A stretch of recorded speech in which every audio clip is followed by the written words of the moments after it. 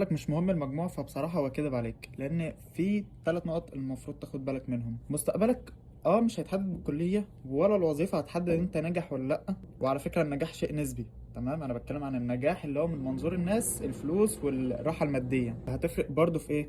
طبعا احنا عارفين ان الشهادة يعني بقى مكانك في المجتمع. بص انا هسكيب الحتة الاجتماعية دي.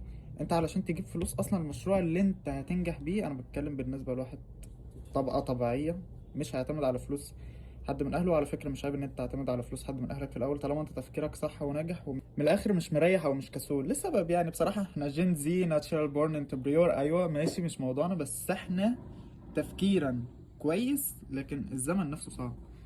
لو انت عندك زقه تبدا مشروعك وتفكر وتجرب وتخطط وتروح وظيفه واتنين وتلاته، ودي ليه لا. طب انت اصلا هتجيب فلوس المشروع اللي انت هتبداه ده منين؟ من الوظيفة اللي انت هتجيبها ازاي؟ من الشهادة هتجيبها منين؟ من الكلية.